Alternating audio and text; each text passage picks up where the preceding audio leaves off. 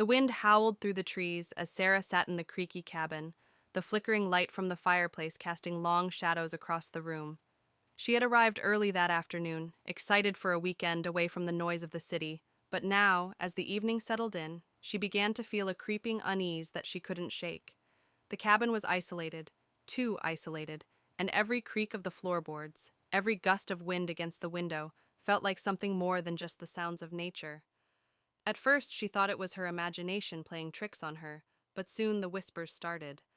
Low and unintelligible, they seemed to come from all around her, slithering through the walls, the floor, and the air itself.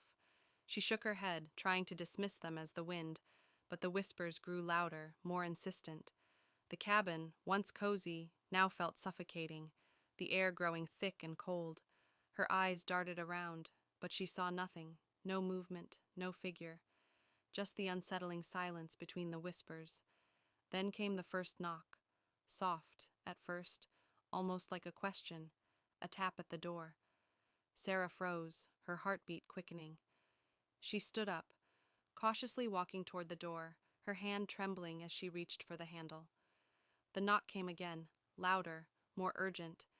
She backed away, suddenly overwhelmed with the feeling that she wasn't alone. The door seemed to groan under some unseen pressure, as though something or someone was on the other side, waiting. The knocking continued, each tap now accompanied by the unmistakable sound of scratching, like claws scraping against wood. Sarah's heart pounded in her chest as she backed into the corner of the room, clutching her phone in one hand, her other pressed over her mouth to stifle the scream that threatened to escape. The fire in the hearth flickered and dimmed, casting the room into near darkness. Her eyes scanned the room frantically, trying to make sense of the situation, when, bang! The door exploded open with a deafening crash. Sarah screamed, stumbling backward, her phone slipping from her hand. But what stood in the doorway made her blood run cold. There, in the frame of the door, was a figure, a tall, shadowy shape, its features distorted and dark, but its eyes were her own. The figure grinned, but it was no smile of comfort. It was a twisted, mocking expression, its lips stretching unnaturally wide, exposing teeth too sharp and too white. The thing stepped forward, its form flickering in and out like a reflection caught in a cracked mirror, and Sarah's heart stopped when it whispered her name in a voice that sounded exactly like her own. Sarah.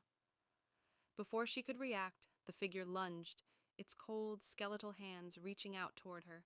She scrambled back, her body hitting the wall with a thud, but it was already too late. The thing was upon her, its fingers wrapping around her throat with inhuman strength. As her vision blurred, she could see the malicious grin widen, and for a fleeting moment, she realized with a sickening chill that she had never been alone. The cabin wasn't just haunted by a ghost, it had always been haunted by her own reflection, waiting for the right moment to take her place.